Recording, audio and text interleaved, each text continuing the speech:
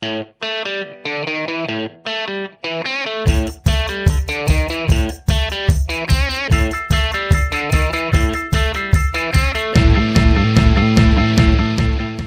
I'm Mark Clem, your host for Meet the Members of the National Ski Patrol, and like we always say, all season long. Hey, if you haven't jumped on the bandwagon, you better jump on it now because ski season's coming up. Now, I know there's some folks up north at Mount Snow and Killington and all that are skiing, and I know there's some folks out west that are skiing. Hey, we're not skiing yet down here in Pennsylvania, but we're getting close. In a few weeks, we're going to be out there. Now, it's raining today. In a few weeks, that rain is going to be white stuff on the mountain. So, with that said, we couldn't get out on the mountain today to interview a bunch of ski patrollers. What we did is we kind of stayed inside, and we made the trek up here to Liberty Mountain Resort up here in Carroll Valley near Fairfield, Pennsylvania, and we stopped in and invaded the privacy on a Ski Patrol Canada class. These folks, everybody, have been training since way back in the spring, every Friday night, and when the fall came around, they come up here on Saturdays and spend 8 hours training and learning to be the future members of the National Ski Patrol. And, I apologize to them for jumping in their privacy and putting the camera up in their face today, but I think they all had fun, and these guys are going to be great. I can tell you right now, firsthand, I watched them for a few hours training, and they're going to be phenomenal. Hey, we're chatting right now with Andrew Garfinkel, right? And Andrew, I can see you out there. You're a born leader. You're taking control of the scenarios, and it looks like you're having, you're learning a lot, but it looks like you're having a ton of fun. Is that right? Yeah, it is fun. It's been a heck of a learning experience. Now, you told me a little while ago, I'm kind of nervous. I don't know. So I'm going to keep you from not being nervous. And I know sometimes you're nervous when you do the scenarios out there because everybody's watching, and Dave sometimes puts you in the spotlight and says, okay, do this. It's all for a good cause. We're not trying to make fun of you or pick on you or see what you're doing wrong, because we all want to do right in the end. So talk about the training you had today. I mean, it's kind of chilly out there, but a lot of good training. You got your hands on a lot of equipment. And talk about some of the scenarios you guys did today. So we're getting towards the end of the class, and we're kind of circling back and focusing on some of the stuff we did in the beginning. Today we were doing scenarios with full assessments. We did a midshaft femur fracture, wrist, an AC joint separation. I think that was the 3. Wow, a lot of stuff. Yep. But that's okay. You guys plowed through it, and you did well at times. I'm sure you made a mistake every once in a while, but you did well at times. But that's what it's all about. It's all about, we like to say, when you want to become a member of the National Ski Patrol, you don't have to bring a wealth of medical knowledge. We'll train you. Mm-hmm. Yeah, it's true. I didn't come into this with a medical background. My mom's a nurse, but besides that, no medical experience. The only thing they asked of us was be here. It's a heck of a time commitment, but it's been rewarding. It's a great group of people. I'm excited to be a part of it long term. Now, this is a split class. We have a class here of candidates that half of these folks are going to be patrolling here at Liberty Mountain Resort, and the other half is going to be making the 45-minute drive down the road to train and be a member of the Whitetail Ski Patrol. Now, we always used to have a fun rivalry on who were the better patrollers, Whitetail Ski Liberty, but so it's kind of fun training with your people out there. Then you can kind of argue back and forth at the end. Yeah, it's true. I mean, Whitetail's got more verticals, so I don't really know what else there is to say. I think that about covers it. Well, you're going to be over there, and you're going to have a ton of fun. But, we always have fun ski patrolling. Whatever vertical we have, whatever mountain you're at, I like to say we're skiing. So that's got to be fun. It's always true. So, Andrew, just talk about, you're from Baltimore. Yep, which is right outside the city. Which is a little bit of drive down the road. Mm-hmm. And you're a systems engineer in real life. That's how you pay the bills. And talk about how you go from being a systems engineer during the day, 9 to 5, and come out here on the weekends and the evenings and strap them on and save lives and all that stuff. Well, I've always loved skiing and snowboarding. Last year, my coworker hooked me up with the Two-Top Adaptive Program at Whitetail, which is a fantastic program. They take wounded warriors from the DC metro area and folks all over the East Coast, actually, and they do sit skiing and snowboarding and adaptive lessons. That's my guy, Bill Dietrich, by the way, that runs a two-top adapter up there, and that's another great organization to jump in with. So I'm glad you were able to experience that a little bit. Yeah, and I kind of went from that, and I really enjoyed being involved at the mountain and being up there in the winter. We don't have great terrain on the East Coast, but skiing is skiing. It's nice being out there. It's nice being on snow. So I was looking for ways I could be involved. I went to the ski off, and I was like just good enough that they took me. So here we are. All you have to be is good enough, and then we'll train you to be great in the end. Is that right? I fell over twice in the ski off, but they're looking for fundamentals. They're looking for body position and whatever else they've got in their heads. So well, you know what they say: if you ain't falling, you ain't skiing, or you ain't riding, or whatever, right? Yeah, it was a classic Maryland day too. It was in the rain and a little. We had some firm packed powder, so it worked out. Now, Andrew, you're a snowboarder. I am. Yeah. So you bring that little bit of a twist to the ski patrol, so to say. And do you see any challenges as a snowboarder instead of a skier? Some people say it's easier to run the sled on a snowboard because you only have one. You don't have independent leg action, so you can't cross your tips.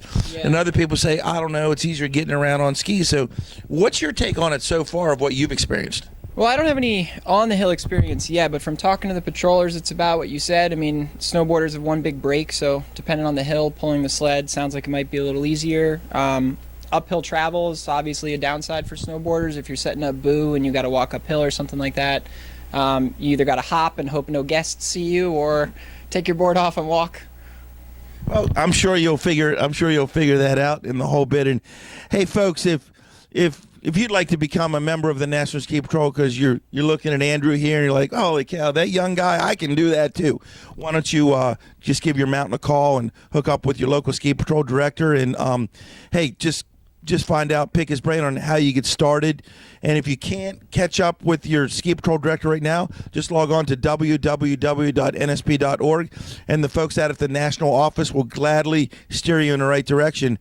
Hey, if all else fails, put your skis or snowboard on, head up to the mountain, go over to a patroller and said, how do you get started? And there's not a patroller on the mountain that's not going to take you out and said, look how much fun we have. It's true, yeah, absolutely. So, Andrew, what you're relatively young, and I heard that Dave, one of the instructors here, instructor of record, said make UMBC proud. You're a UMBC retriever. I am. And you had a pretty good basketball season last year, right? Yeah, we did. Well, we had the start of a good basketball season, in postseason at least. We had that one game. It was quite a talker. A lot of friends and family after that sending me texts saying, did you know UMBC won? They have a basketball team. So it was interesting. Good exposure for the school, which is a great place. Kind of not so much a low-key school in Maryland anymore, but definitely falls under the radar a little bit compared to College Park and Towson. Well, I'm sure you're going to bring that UMBC retriever, I can't lose attitude back out to the mountain. I'm going to do my best. Because in a couple weeks you're going to be transitioned from in the classroom and dry land to ski and toboggan training, and that's got to be something you're looking forward to. Yeah, that's exciting. I mean, I'm not too proud to say that I could probably use some lessons. There's always places to improve, and getting a whole season worth of lessons from solid instructors is a great opportunity to polish up your skiing or riding. Just talk about you've been in class a long time. Mm-hmm. I mean, it started in the spring. Oh yeah. And there's probably some of those Friday nights in the summer you're going, man, I could be going to the beach or something. And, how do you get the mindset that's saying, you know what, I'm putting everything into this. I'm going to get through this because I only have to do it for 1 year. Mm-hmm. And then after that, I can go to the beach every Friday night or every weekend. But how do you just discipline yourself to say, this is what I want to do. I'm driven. I'm focused. This is what I have to do to be able to do the ski patrol at the end. Yeah, I mean, I'm pretty young. I've kind of approached this whole thing as almost a college class. I mean, really, it's more work than a college class. They told us up front it's a lot of hours. It's a lot of commitment. If you have a significant other, it's a team effort. My girlfriend's in grad school right now, so that kind of worked out because our schedules matched up. She's got class when I'm here doing that, and that helped. We were both kind of approaching it with that same commitment, trying to see it through till December. Well, let me tell you that there's a light at the end of the tunnel, and you're going to be out there on snow.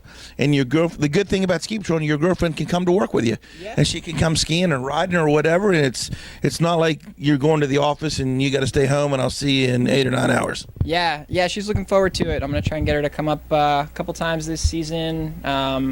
She's not a great skier, but we're hoping to work on it and spend some time together. And the other good thing that I know, just like they have here at Liberty, they have a really good, the ski patrol family is a really good community to get involved in. And I know they got the family room over at Whitetail, and you get a little benefit. Your family gets a little more benefit than just a regular skiing public out there. So it's going to be all good. Yeah, I'm excited. They have some great facilities over there, just like Liberty. Everyone's super friendly. I haven't met a single patroller yet that hasn't been all smiles. Hey, you tell you what, when it's snowing, I'm all smiling because my eyes become alive. I can tell you that. Yeah. So just talk about the rigors of the class, how hard it was for you. You talked about it being similar to like a college class. Yeah. Were you intimidated in the beginning with the anatomy? And if you were, how did the instructors get you over that? Yeah, there's definitely been spots where I think everyone in the class would say we were intimidated. It's a lot of material to cram in. I mean, anatomy and physiology could be 2 semesters of a college class on its own, and we did it in 3 weeks. And it's important, and the instructors really help to point out what the practical aspects of that are and what we need to use on a day-to-day basis to keep the public, safe and treat patients efficiently. The other thing too is you don't get this in a lot of college classes. Whatever you learn on the first day, you do that every day until the end of the class. And then when you're done the class, you're doing it every day when you're patrolling. Yep. Yeah, when they said everything builds on itself, they really weren't kidding. We started at the fundamentals, and those fundamentals are still with us every single time we do an assessment. So how much fun did you have today working with the KTD with the femur fracture? Because that can be a little intimidating, but you got working the kinks out and just making it all work. Yeah, it's always fun to be doing scenarios, getting hands-on, beats the book stuff in my opinion. But the biggest thing for me in those scenarios is just team management, making sure everyone's doing everything efficiently. You got a guy in a lot of pain, you got to move quickly, get him off the slope, and there's a lot going on. Well, I tell you what, there's a lot going on here today as the ski patrol candidates were working hard, and they got 3 or 4 more weeks to go before they take the scenario test, and then they head out on the mountain. But hey, folks, meet the members of the National Ski Patrol. This is what we like to do. We like to bring you in and you guys get to know the veteran patrollers, the younger patrollers, and the wannabe patrollers like Andrew here, who is not going to be a wannabe in 3 or 4 weeks. He's going to be out there. He's going to be the real deal. I can tell you that. We'll see. I still have that practical to go through. That's costing me some sleep at night, but we'll get there. You'll get there because Dave Weiss and Jay Thompson and Steve and all the instructors will get you through it. I guarantee it. Yep. And we're lucky here. I mean, those guys are phenomenal. I think we have some of the best instructors in the region, I think it's safe to say. You got that, folks. Hey, you heard it right here on Meet the Members of the National... Hey, Andrew said it, but I believe it. Meet the members of the National Ski Patrol all season long. Hey, jump on that bandwagon now. We have seats in the back of the truck because we're coming to a mountain near you. Hey, every Tuesday and Thursday on YouTube, Facebook, social media, everywhere. All you got to do is tune in, folks. Hey, like us and share us when you watch us because we want to make the ski patrol industry and the industry of the National Ski Patrol that much better and help you guys understand who we are, what we do, and why we do it. And one day it'll click and you may come and be one of us. Hey, I'm Mark Clem. Again, meet the members of the National Ski Patrol. We're coming.